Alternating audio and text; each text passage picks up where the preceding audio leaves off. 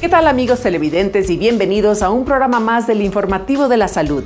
Hoy conozca qué es y cómo evitar una rotura de meniscos, y si tiene problemas para que duerma su bebé, les tenemos un reportaje que no se puede perder. Además, la importancia de beber agua y cómo estar bien preparado para una competencia de carrera. Soy Coralía Torres y aquí iniciamos.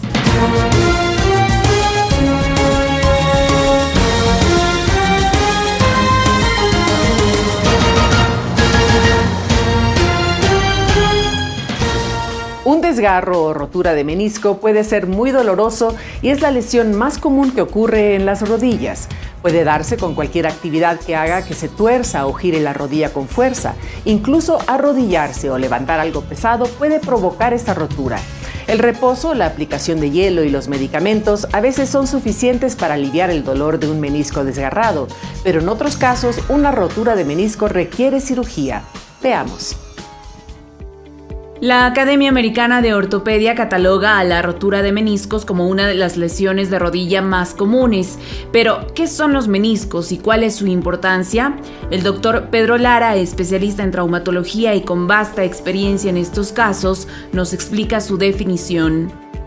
Son una especie de amortiguadores que hacen que disminuya la carga entre el fémur y la tibia, que son los dos huesos más importantes en el miembro inferior.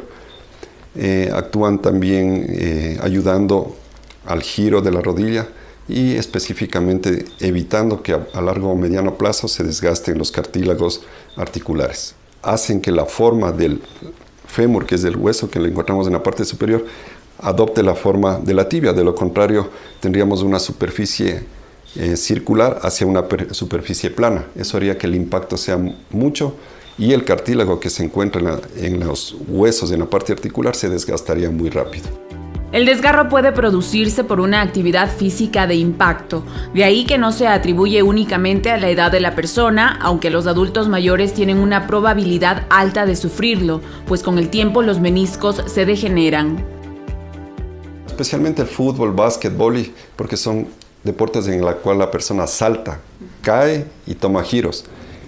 De la rodilla hacia abajo hace una especie de pivot y el cuerpo gira.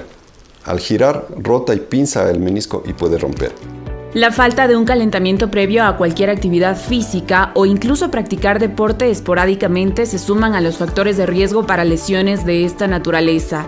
Las mismas pueden presentarse en 4 formas diferentes según Andrei Lara, traumatólogo de profesión.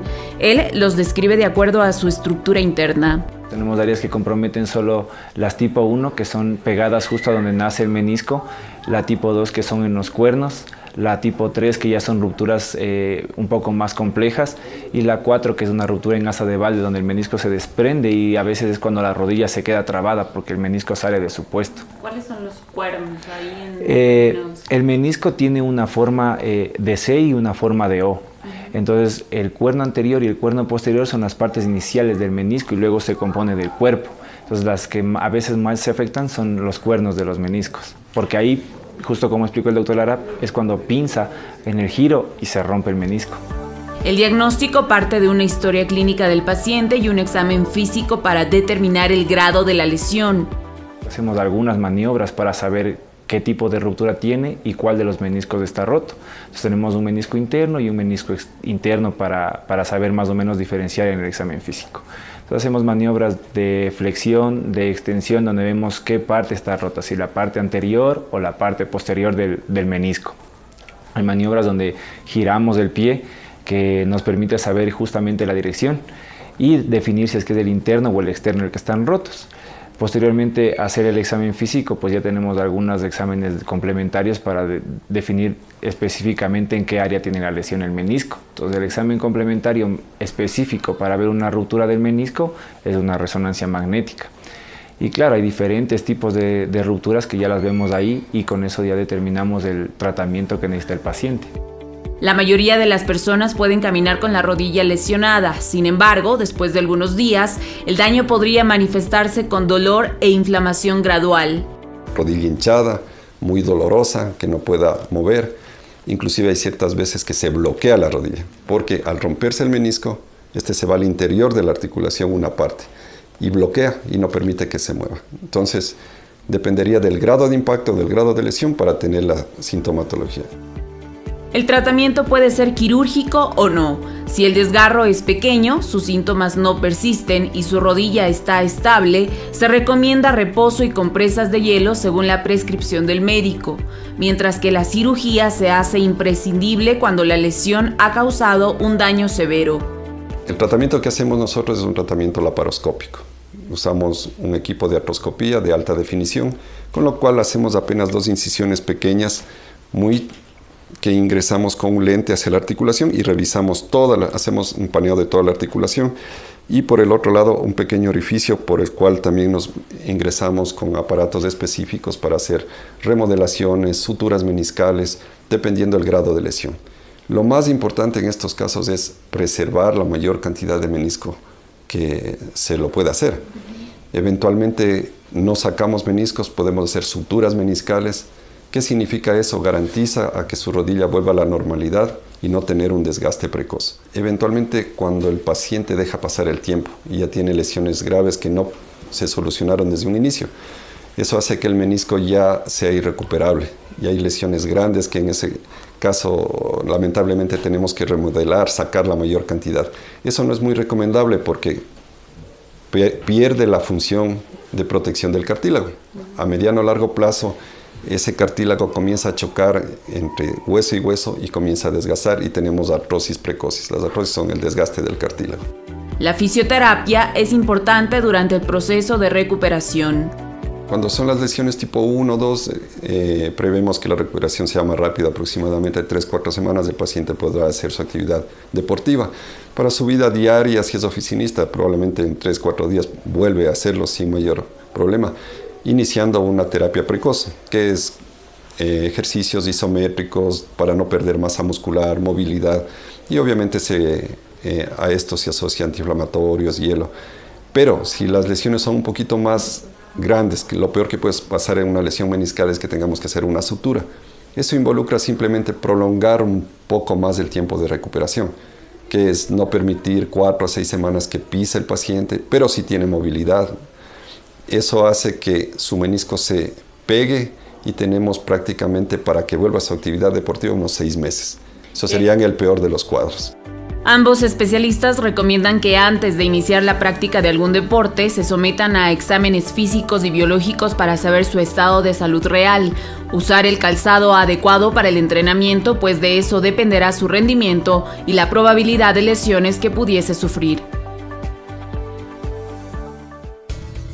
Si quiere hacer una consulta, comuníquese con el Dr. Pedro Lara Martínez, especializado en traumatología, ortopedia y cirugía artroscópica, al número 09604-21236 en Physicmed Plus, Centro de Rehabilitación Física y Traumatología, ubicado en el CityMed, piso 2, consultorio 228.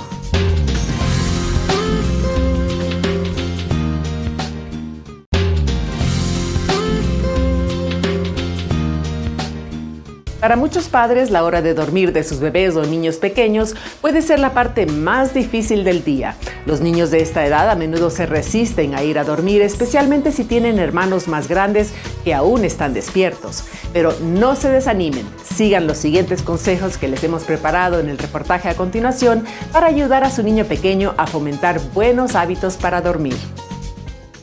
Después de una jornada larga de trabajo, llegar a casa es lo mejor que nos puede pasar. Dormir es sin duda una de las mejores formas de recuperar la fuerza física y mental, al igual que contribuye al equilibrio energético y molecular. Es igual de importante en adultos como en los niños, sobre todo en ellos. Lorena Escobar, especialista en pediatría, explica el porqué.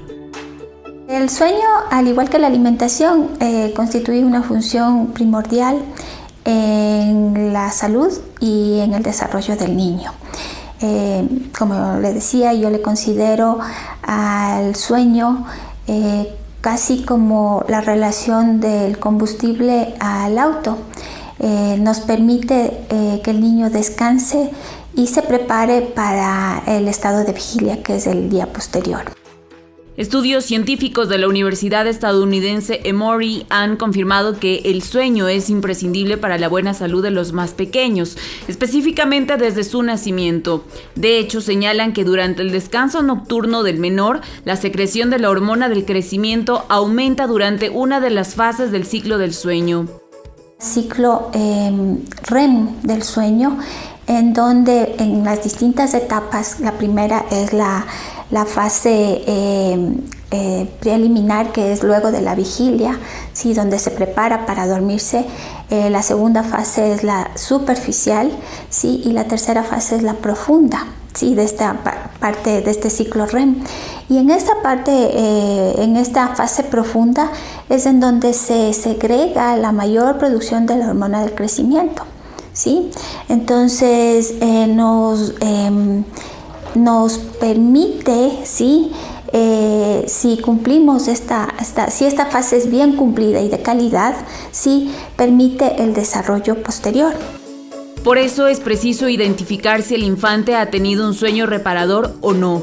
Andrea Ceballos, asesora de sueño infantil, señala aspectos que podrían revelar que algo no está bien con nuestros hijos, sobre todo en edad de 0 a 8 años. Primero te puedes morir por no dormir que por no comer, ¿no? Es una necesidad básica. Y cuando no se duerme, pues le ves a un bebé súper irritable todo el día, no come bien. Por ejemplo, cuando ya come su comida complementaria, no come porque, por ejemplo, ahí está cruzándose las siestas con los horarios de alimentación. Se levanta muchas veces en la noche. Muchas veces, ¿qué quiere decir? Cada hora, cada media hora. Ya tiene 6 meses y ya come su comida complementaria cuando ya estaría fisiológicamente preparado para dormir toda la noche. No lo hace. No hace bien sus siestas son súper cortitas. ¿Qué son cortitas? Pues más o menos 20 a 30 minutos, o sea, es como menor que el mínimo. Entonces, esas son una de las cosas que uno puede decir, ok, algo no me está funcionando, no es que solo se está levantando a comer, sino que está todo el día cansado. También se mencionan otros indicadores a los que se debe prestar atención. Un niño que es difícil de despertar, ¿sí? Que le abrimos las ventanas, encendemos la luz en la mañana y no se quiere despertar. El niño que va a la escuela y se queda dormido, ¿sí? O también en la casa toma siestas muy largas. Por ejemplo, este tema de las siestas durante la primera infancia es aceptable y es normal, pero a partir de los 5 años no deberían tomar siestas. Entonces, el ver a su hijo que está somnoliento, que está solo con deseo de dormir, debería llamarlos la atención. De ahí que se habla de la necesidad de crear hábitos previos al descanso nocturno, una rutina, estímulos para dormir, horarios de alimentación, espacio y comunicación son parte del método Rever, creado por Ceballos, que guía a los padres a generar buenos hábitos en sus pequeños para un buen sueño. Primero, identificar entre el día y la noche. Ese es el primer hábito, digamos, que tenemos que inculcar a nuestros pequeños, porque ellos no tienen esta idea. Entonces, para identificar entre el día y la noche debe haber una rutina del día y una rutina de la noche, ¿no? Igual, o sea, por ejemplo, al principio no es que se debe manejar horas exactas, debe manejarse un rango. Las siestas hay que manejar por la ventana de sueño, que es la ventana de sueño es el tiempo máximo que debería permanecer despierto un bebé en el día para que no se sobrecanse. Después hablamos de una rutina un poco más establecida con pasos a seguir, con un sistema. Porque cuando hay un sistema, al bebé o al infante le da predictibilidad, es decir, esta seguridad de que cuando hago esto viene lo otro. Entonces ya sé que tengo que dormir, entonces me tranquilizo, me relajo. Hay estos métodos de dejarles llorar, acompañarles a llorar para que duerman. Yo no estoy de acuerdo con eso. Eso también es una característica principal de mi método. Yo manejo muchísima comunicación, PNL, programación neurolingüística parental, para vincular nuevas cosas si ya tenemos un poco como desfasados de estos hábitos de sueño, porque una cosa es al principio manejar desde cero, más fácil, pero cuando ya viene un bebé de 1 año, 2, 3, 4 años y vemos que el sueño está totalmente desfasado, hay que vincular nuevos aspectos, desvincular hábitos negativos, y para esto no estoy de acuerdo para nada dejarles llorar. El Instituto Nacional de Salud de Estados Unidos puntualiza en que los menores de edad deben dormir de 10 a 12 horas diarias, a excepción de los bebés con un promedio de 20 horas. Cuando se cumplen estos parámetros, los infantes son mucho más activos. socialmente más colaboradores, menos irritables, pero también a nivel de la función cognitiva nos ayuda, un buen sueño nos ayuda a mejorar el aprendizaje, por ejemplo, ¿sí? Y la capacidad de la atención de ese momento. Crear un ambiente adecuado antes de dormir es una de las mejores estrategias para que el pequeño concilie el sueño sin mayor problema y logre descansar. Este ambiente confortable tiene que ser con luz tenue, apagar todo tipo de artefactos como son televisores, ordenadores, iPad, laptops, todo, porque muchas mamis tienen la costumbre por su trabajo, por situaciones que apagan la luz para que el bebé se duerma, pero estamos nosotros en nuestra actividad y esa luz perturba el inicio del sueño. Otra cosa es calentar la cama, la habitación, poner una hora fija para dormir, sobre todo los niños de entre los 3, 5, 8 años. En el lactante es más difícil, pero en estos niños, en esta edad, debemos poner una hora fija, es decir, 7, 8 de la noche ya nos vamos a la cama, niño. Una buena alimentación que incluya proteínas, lácteos, frutas o líquidos sin cafeína en la cena 2 horas antes de acostarse hará que los infantes duerman toda la noche, según los especialistas. Todos los seres vivos necesitan agua para sobrevivir. Para nosotros, sin agua, el cuerpo dejaría de funcionar como es debido.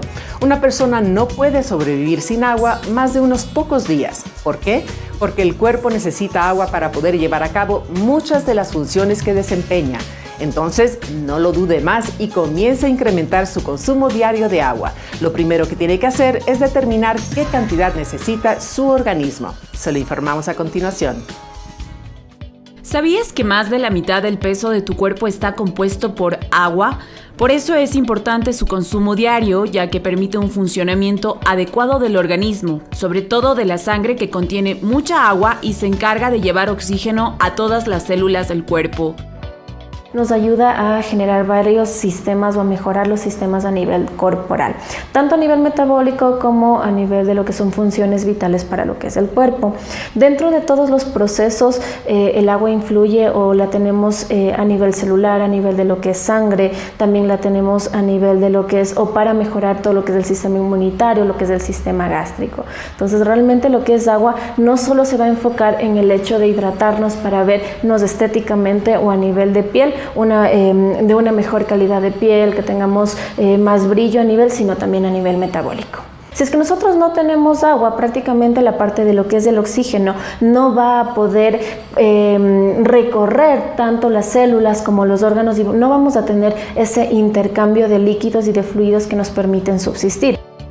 La cantidad de agua para el consumo dependerá de la actividad física de cada persona o incluso de las condiciones climáticas, aunque algunos estudios señalan que lo ideal es beber el líquido vital de 6 a 8 vasos diarios.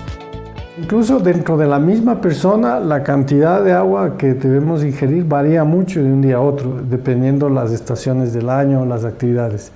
Entonces no hay una cantidad. Si se dice que 8 vasos al día es una cantidad adecuada, probablemente es un promedio de lo que debemos consumir, 8 vasos de agua. Pero si un día nosotros hemos hecho mucha actividad física, vamos a necesitar más agua. El mejor indicador de que necesitamos agua va a ser primero la sed, una sensación también de cansancio. Si vamos desde los niños chiquitos, lactantes, más o menos el consumo de agua viene a ser de 600 a 300 ml. Si vamos subiendo, ya aumenta la cantidad, podemos llegar hasta los 1300. A nivel de lo que son mujeres, más o menos podríamos estar categorizando de 1900 a 1800 ml de agua, que representan más o menos de 7 a 8 vasos pequeños de los de 200 mililitros. Y a nivel de varones, más o menos 2.1 litros, que nos va a representar de 8 a 9 vasitos. El agua también se encuentra en la linfa, un líquido que forma parte del sistema inmunitario que nos ayuda a luchar contra las enfermedades. Es ideal para la eliminación de productos de desecho, los jugos gástricos, heces y orina. En este último tiene mayor relevancia. Si vemos que la orina es de un color amarillo bastante intenso, concentrada, nos estamos dando cuenta que nuestro organismo está trabajando en condiciones de esfuerzo exagerado para retener la cantidad de agua. Es decir, el riñón trata de no eliminar agua y eliminar la menor cantidad de agua con la mayor cantidad de desechos, pero esto le esfuerza mucho al riñón. Es mejor darle agua para que pueda trabajar bien. Es ideal que la orina esté de un amarillo muy claro o clara.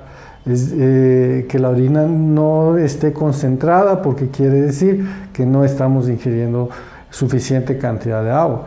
Entonces, a veces los 8 vasos no van a ser suficientes si tenemos mucho ejercicio. Si vamos al gimnasio, lo que sea, tendremos que tomar tal vez 1 litro adicional durante la actividad deportiva. O bueno, si estamos en la casa y no estamos haciendo nada de ejercicio, el clima no es caluroso, podríamos quedarnos con los 8 vasos. Las frutas y verduras tienen un componente de agua que al consumirlos complementan su función. De las frutas, recordemos que nosotros tenemos aquellas que son un poco más acuosas que otras, por ejemplo, lo que es la piña, lo que es sandía, a nivel de lo que es uvas también encontramos grandes cantidades de agua. A nivel, por lo contrario, de lo que son verduras, vamos a encontrar en pepino, tomate, cebolla, en todas estas que nos van a aportar agua. Ahora, esta no es la cantidad suficiente y sí se recomienda el consumo adicional a nivel del líquido. Si no has bebido suficiente agua o no acostumbras a hacerlo de acuerdo a lo recomendado, podrían originarse afecciones de salud que debes tomar en cuenta. Vemos taquicardia. La taquicardia es un indicador, es decir, que el corazón late muy rápido. Y es un indicador que nos hace ver que tenemos un déficit aproximadamente hasta de un 15% de agua, cuando nuestro corazón ya empieza a latir más rápido. Entonces quiere decir que el flujo de sangre requiere de agua. Por ejemplo, hablamos de lactantes, de niños chiquitos y no consumen agua, posiblemente nosotros nos vamos a encontrar con procesos gastrointestinales, estreñimiento, problemas de diverticulitis, problemas de colon irritable, gastritis, que surgen por un bajo consumo nutritivo y a la vez un bajo consumo de agua. La Organización Mundial de la Salud señala que el consumo de agua trae consigo muchos otros beneficios como la lubricación de las articulaciones, protege los tejidos, regula y mantiene la temperatura corporal.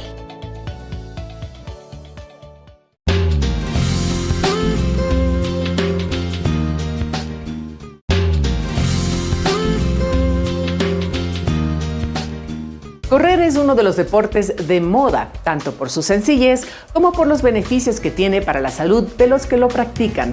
Pero como todos los deportes, no debe practicarse a la ligera, más aún si está considerando participar en una carrera.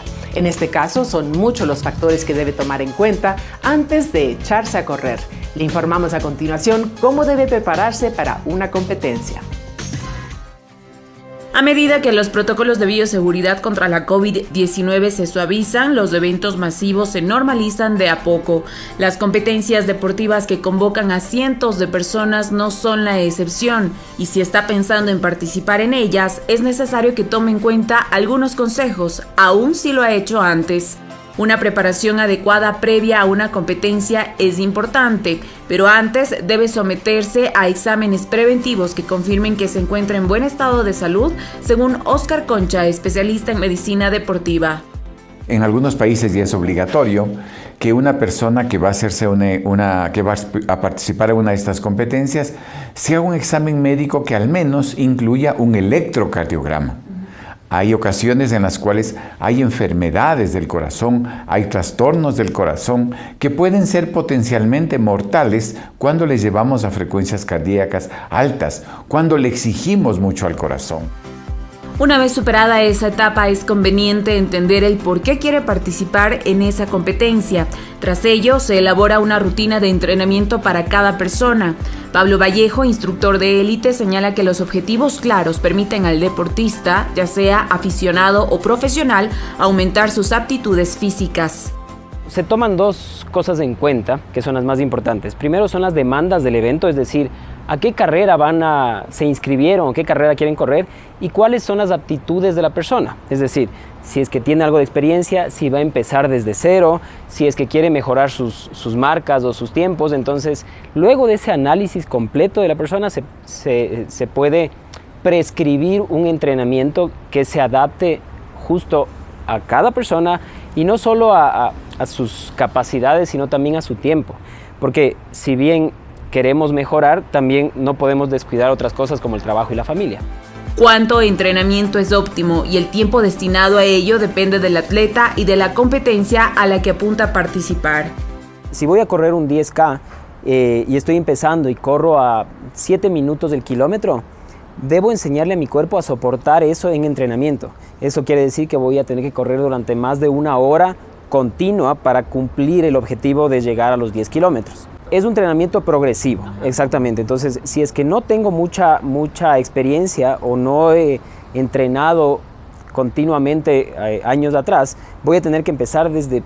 Tal vez hay personas con las que han empezado a entrenar con nosotros, que han empezado caminando 1 minuto, trotando 1 minuto, caminando 1 minuto, trotando 1 minuto. Y ahora se han corrido ya maratones, Ironmans y demás. Pero tiene que ser súper progresivo y se debe analizar edad, experiencia, si ha tenido enfermedades importantes, varias cosas. Una alimentación saludable y el uso de calzado adecuado para este proceso son parte de las sugerencias de los expertos. Son específicos para cada uno de nosotros y dependen no solamente del tamaño y del ancho, que es lo primero que vemos al comprar, sino que también dependen del tipo de pisada que nosotros tenemos. Algunas personas pisamos hacia afuera, otras hacia adentro, y los zapatos de correr tienen que ayudarnos a corregir eso. Una persona tiene que, si bien tiene planificado su entrenamiento, también, por supuesto, tiene que tener una alimentación saludable que le dé la energía para esa competencia. El correr, el hacer actividad física, no tiene que ver con bajar de peso, tiene que ver con ser saludable. Y ser saludable no significa estar delgado. Eso tiene que ser algo que a todos nos debe quedar muy claro. Los ejercicios deben ser guiados por profesionales. El fin es evitar lesiones que perjudiquen el rendimiento deportivo del atleta o que interfieran con sus actividades diarias. Básicamente el entrenamiento tiene que ser aeróbico al inicio, es decir, tengo que desarrollar mis aptitudes para poder resistir en el tiempo e ir subiendo ese tiempo de actividad. Y luego vamos metiendo un poco de fuerza, o si se puede combinar con entrenamientos de fuerza, siempre va a contribuir a evitar lesiones, por ejemplo. Entonces se puede hacer un balance en una semana de hacer 2 días de entrenamiento de fuerza, o puede ser gimnasio, más unos 3 o 4 días de entrenamiento más aeróbico. Lesiones crónicas, hay personas que 1 o 2 años después, ¿sabes qué? Corrí y me sigue doliendo la rodilla, porque se dañaron las rodillas haciendo un esfuerzo para el que no estaban preparados. Algunos han terminado en procedimientos quirúrgicos, ¿no? Hay que operar un tobillo, una rodilla, a veces una cadera, cuando no hay una adecuada orientación y no hacemos del entrenamiento algo que es fundamental, algo que tiene que ser planificado. El Colegio Americano de la Medicina del Deporte indica que las competencias demandan mucho esfuerzo físico y mental. Por eso el deportista debe trabajar en estos 2 aspectos para evitar un agotamiento innecesario antes de su participación en esta clase de eventos. Gracias por acompañarnos en el programa de hoy. Podrán ver el reprise el próximo domingo a las 7 de la mañana y a las 7 de la noche. No se pierda nuestro próximo estreno con más temas para su salud y bienestar. Síganos en nuestras redes sociales y suscríbase a nuestra cuenta de YouTube para ver nuestros programas completos. Hasta el próximo domingo.